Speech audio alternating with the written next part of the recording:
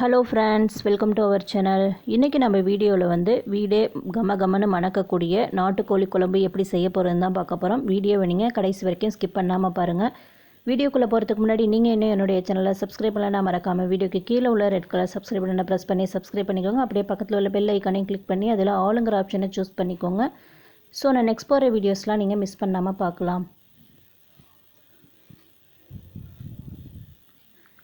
நான் இன்றைக்கி வந்து நாட்டுக்கோழி குழம்பு பண்ணுறதுக்காக ஒரு 3/4 கிலோ கிட்ட சிக்கன் எடுத்து நல்லா வாஷ் பண்ணி எடுத்து வச்சுருக்கிறேன். இது வந்து வீட்டில் வளர்த்த கோழி தான். இது வந்து கிட்டத்தட்ட ஒரு 3/4 கிலோ கிட்ட இருக்கும். இப்போ இதுக்கு தேவையான மசாலா என்னென்னு பார்த்துடலாம்.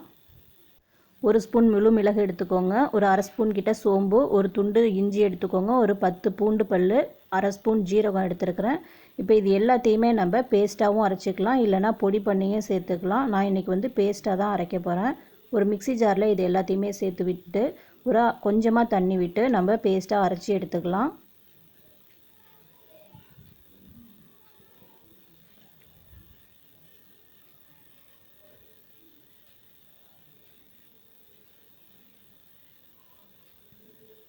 இப்போ பாருங்கள், இது மாதிரி நல்லா திக்காக அரைச்சி எடுத்து வச்சுக்கோங்க. இது அப்படியே இருக்கட்டும். இப்போ அடுத்ததாக வந்து நம்ம எடுத்து வச்சுருக்கிற சிக்கனை ஊற வச்சுக்கலாம். இது கூட வந்து ஒரு 1/4 ஸ்பூன் கிட்ட மஞ்சள் தூள் சேர்த்துக்கோங்க. 3 ஸ்பூன் கிட்ட நான் தயிர் சேர்த்துக்கிறேன். நல்லா கெட்டி தயிராக சேர்த்துக்கோங்க. சேர்த்ததுக்கப்புறம் இது எல்லாத்தையுமே நல்லா மிக்ஸ் பண்ணி விட்டுருங்க.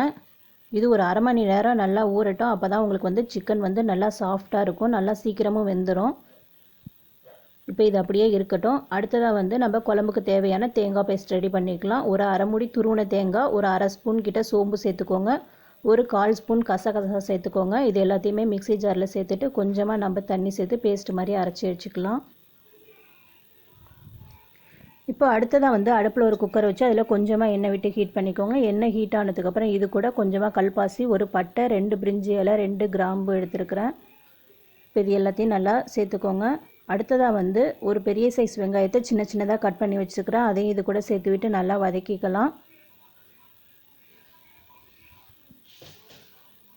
வெங்காயம் வந்து நல்லா பொன்னிறமாக ஆகிற வரைக்கும் நல்லா வதங்கட்டும்.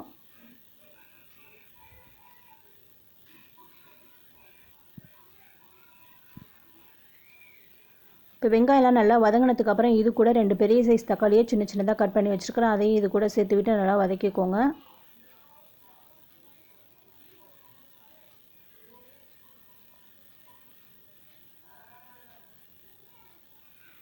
இப்போ இது கூடவே வந்து 2 கீரி வச்சுருக்கிற பச்சை மிளகாய், ஒரு கொத்து கருவேப்பிலை சேர்த்துக்கலாம்.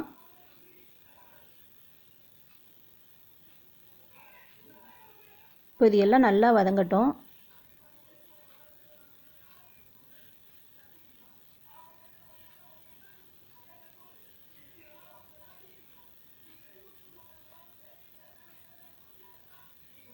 இப்போ இது எல்லாம் நல்லா வதங்கினதுக்கப்புறம் நம்ம ஏற்கனவே அரைச்சி வச்சுருக்கிற அந்த மிளகு, ஜீரகம், பெருஞ்சீரகம், இஞ்சி பூண்டு பேஸ்ட்டு அரைச்சி வச்சுருக்கிறது இது எல்லாத்தையுமே இது கூட சேர்த்து விட்டு நல்லா வதக்கிக்கோங்க.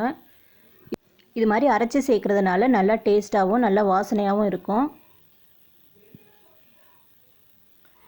இப்போ இதெல்லாம் நல்லா வதங்கினதுக்கப்புறம் நம்ம மசாலா சேர்த்துக்கலாம். 1/4 ஸ்பூன் மஞ்சள் தூள், 1 ஸ்பூன் மிளகாய் தூள், 3 ஸ்பூன் மல்லிப்பொடி சேர்த்துக்கோங்க. சேர்த்து விட்டுட்டு இந்த மசாலாலாம் நல்லா பச்சை வாசனை போகிற அளவுக்கு நல்லா வதக்கிக்கோங்க.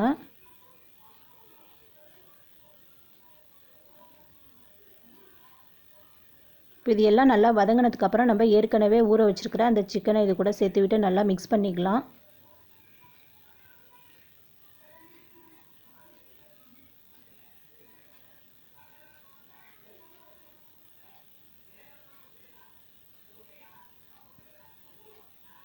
இந்த மசாலா கூட இந்த சிக்கனை வந்து நல்லா பிரட்டிக்கோங்க. இப்போ அடுத்ததாக வந்து உங்களுக்கு குழம்பு எந்த அளவுக்கு தேவையோ அந்த அளவுக்கு தண்ணி சேர்த்துக்கோங்க. உங்களுக்கு இன்னும் கொஞ்சம் நல்லா திக்காக வேணும்னா கொஞ்சமாக தண்ணி சேர்த்திங்கன்னா போதும். பிராய்லர் சிக்கன் பண்ணும்போது குக்கரில் வேக வைக்கணும்னு அவசியம் இல்லை. ஆனால் வந்து நாட்டுக்கோழி தோல் வந்து ரொம்பவே அழுத்தமாக இருக்கும், சாஃப்டாக இருக்காது. அதை தனியாக வேக வைக்கணும்னா ரொம்ப டைம் எடுக்கும். அதனால் குக்கரில் வேக வச்சிங்கன்னா உங்களுக்கு சீக்கிரமாக வெந்துடும். ஸோ அதனால் நான் இன்றைக்கி வந்து குக்கர் யூஸ் பண்ணியிருக்கிறேன். இப்போது அடுத்ததாக வந்து குழம்புக்கு தேவையான அந்த தேங்காய் பேஸ்ட்டை இது கூட சேர்த்து விட்டுக்கலாம்.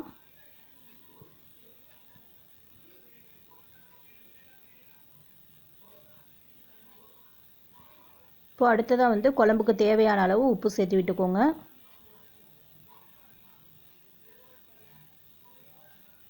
கொஞ்சமாக கொத்தமல்லி இலை தூவி விட்டுக்கலாம்.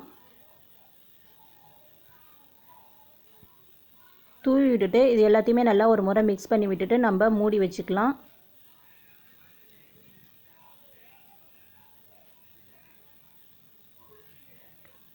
இது வந்து 2 விசில் வர வரைக்கும் நம்ம வெயிட் பண்ணுவோம்.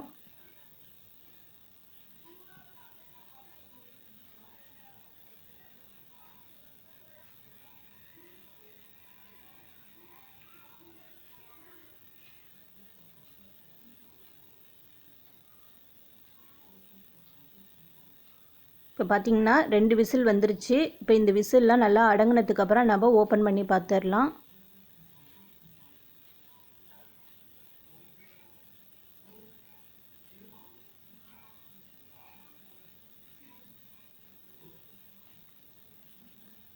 ரொம்ப சூப்பராகவே இருக்குது.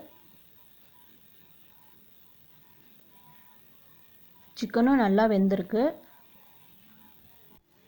இப்போ வேணும்னா மேலே வந்து கொத்தமல்லி இலை கொஞ்சம் தூவிக்கலாம்.